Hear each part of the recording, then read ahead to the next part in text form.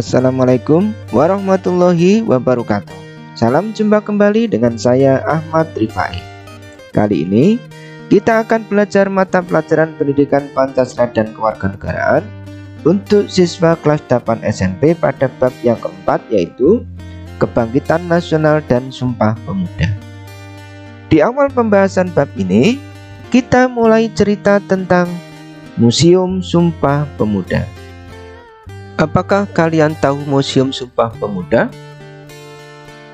Museum Sumpah Pemuda merupakan museum yang menempati bekas rumah Si Kong Leong yang pernah disewa dan dijadikan asrama oleh pelajar sekolah dokter pribumi Setovia. Tempat ini juga menjadi tempat pertemuan pergerakan pemuda dari berbagai daerah, sehingga disebut juga Rumah Perkumpulan Indonesia, serta menjadi tempat latihan kesenian yang dikenal dengan nama Langen Siswo.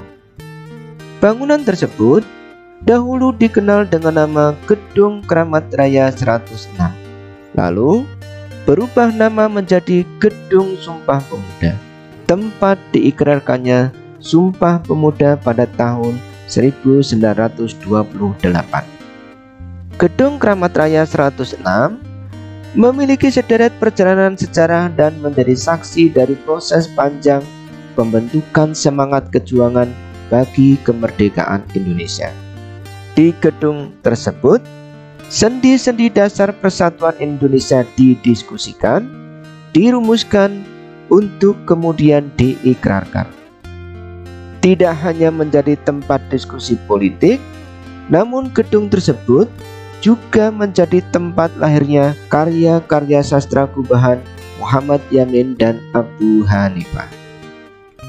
Pernahkah kalian mengunjungi Museum Sumpah Pemuda?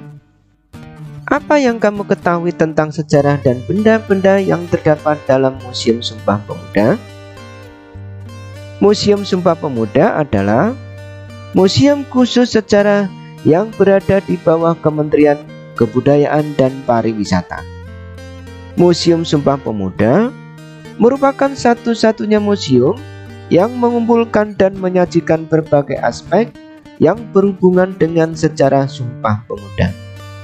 Museum Sumpah Pemuda ditetapkan sebagai bangunan cagar budaya peringkat nasional berdasarkan keputusan Menteri Pendidikan dan Kebudayaan Republik Indonesia nomor 254/M/2013 tentang penetapan bangunan utama Gedung Museum Sumpah Pemuda sebagai bangunan cagar budaya peringkat nasional.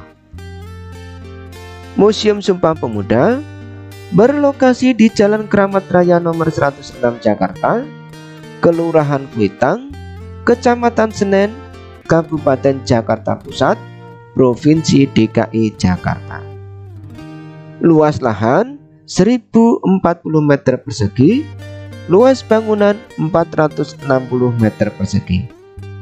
Di sebelah utara, bekas Laboratorium Kimia Harumsari.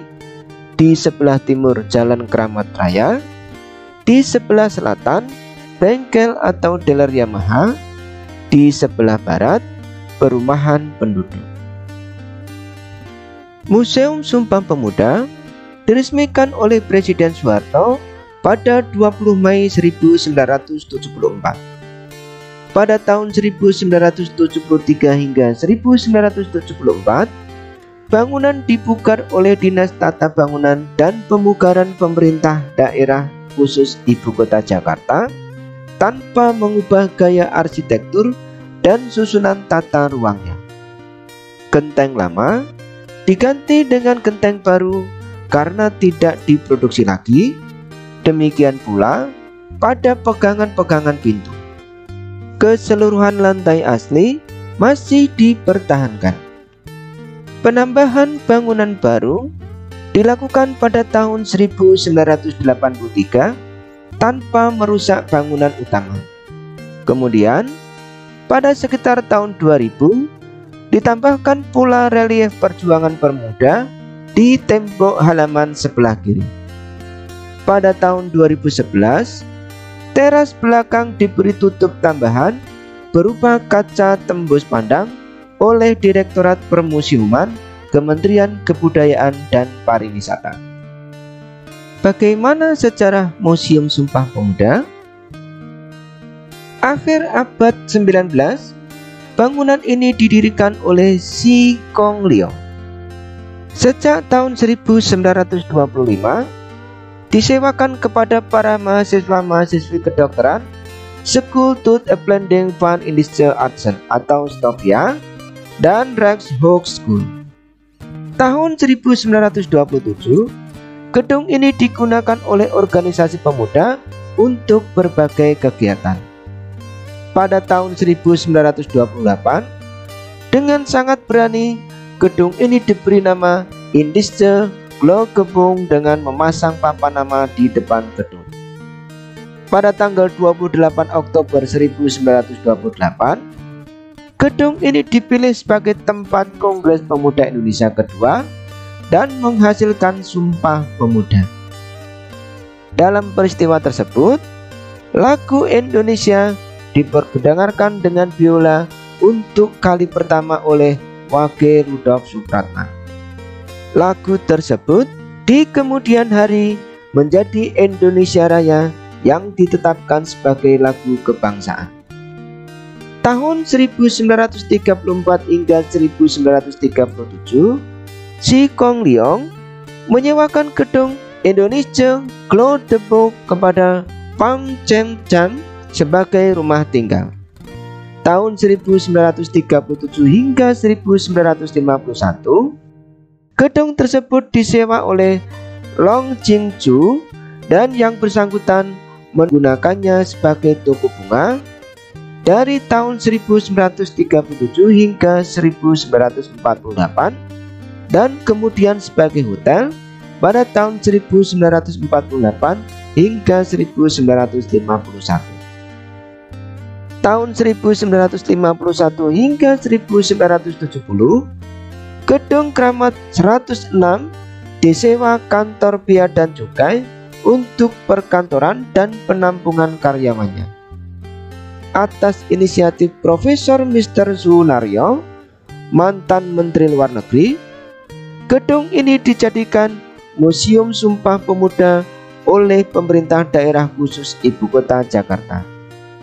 Pada tahun 1973, gedung Kramat 106 ditetapkan sebagai Museum Sumpah Pemuda dan dibuka untuk umum.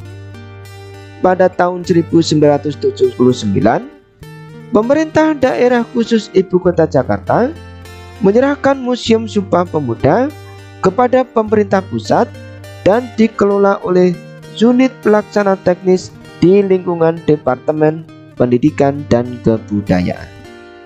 Demikian video pembelajaran tentang Museum Sumpah Pemuda. Mudah-mudahan video ini bermanfaat untuk menambah wawasan, pengetahuan, dan memberikan kemudahan dalam belajar kita. Kita akan bertemu kembali pada video pembelajaran berikutnya, yaitu tentang sejarah lahirnya Kebangkitan Nasional dan Sumpah Pemuda. Sebagai penutup, marilah kita renungkan bersama kata-kata motivasi berikut ini. Tuhan hanya akan mengubah nasib sebuah bangsa jika bukan bangsa itu sendiri yang mengubahnya. Maka bersatulah wahai pemuda-pemudi dan ubahlah negara Indonesia menjadi lebih baik. Terima kasih atas segala perhatian dan juga support untuk channel ini. Wassalamualaikum warahmatullahi wabarakatuh.